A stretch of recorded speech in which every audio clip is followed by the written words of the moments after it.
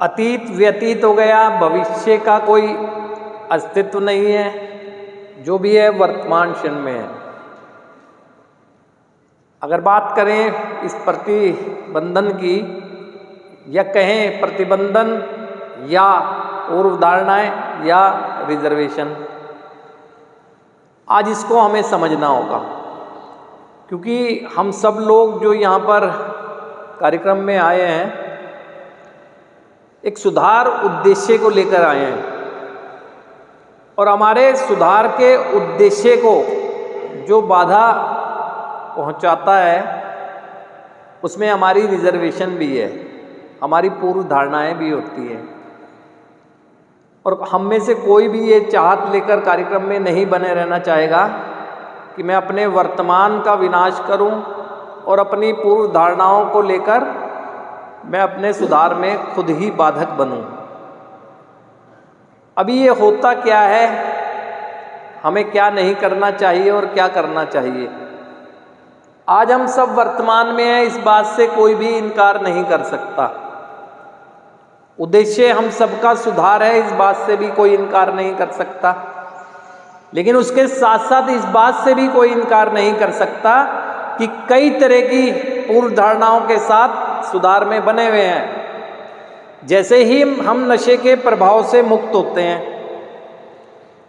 हम तुरंत सोचने लगते हैं कि क्या होगा मेरी नौकरी का, क्या होगा मेरी पढ़ाई का, क्या होगा मेरे परिवार में, कहीं मेरी पत्नी मेरे साथ रहेगी भी नहीं रहेगी, जो आर्थिक हानियां करके आया हूं उनकी पूर्ति कर भी पाऊंगा नहीं कर पाऊंगा, दोबारा से अपनी जिंदगी को एक अच्छे से जी पाऊंगा नहीं जी पाऊंगा, समाज के लोग मेरा क्या किस तरह से, है ना, सारी ऐसी चीजों से उलझे हुए हैं। आप में से अधिकांश लोग कार्यक्रम में आने के बाद इन्हीं तरह की चीजों से उलझे हुए हैं और सुधार कह रहे हैं कि कर रहा हूं, है ना, सुधार कह रहे हो कि कर रहा हूं।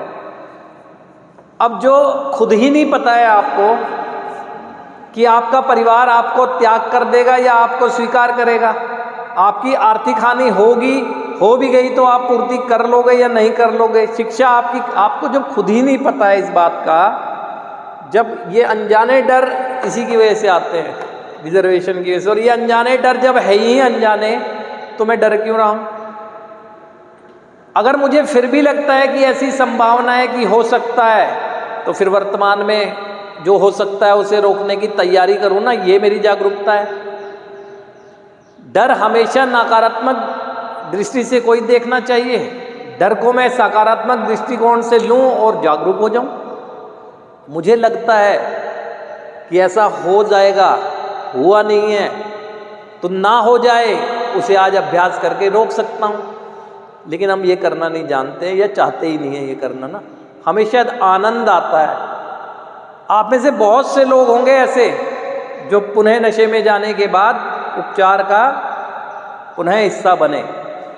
अपने अंदर झांक के देख लें वो सभी कि कार्यक्रम में जब वो पहले आए थे तो क्या उनकी स्थिति यही नहीं थी कि मेरा ये ना लुट जाए, मेरा ये ना हो जाए, मेरा ये ना हो जाए, मेरा क्या हो गया, क्या हो गया, नहीं हुआ। लेकिन वो अपना सुधार नहीं कर पाए, उसके विपरीत स्थितियां मिली, उन्हें अच्छी स्थितियां मिली, उन्हें सरवाइव करने का समय मिला। यही उनके एक्साइटमेंट की फीलिंग ने कह दिया समस्या तो है ही नहीं। अगर ये ना हो जाए और ये मैं सोचता तो यहाँ विश्वास के साथ मैं जागरूक होता और जो संभावना थी उसे बाहर जाके रोकता। ईश्वर तेरा आभारी हूँ कि ये जो मैं सोच रहा था ये नहीं होने दिया, अब मैं कोई ऐसा कर्म नहीं करूँगा जिसकी वजह से जो सोच रहा हूँ वो हो जाए।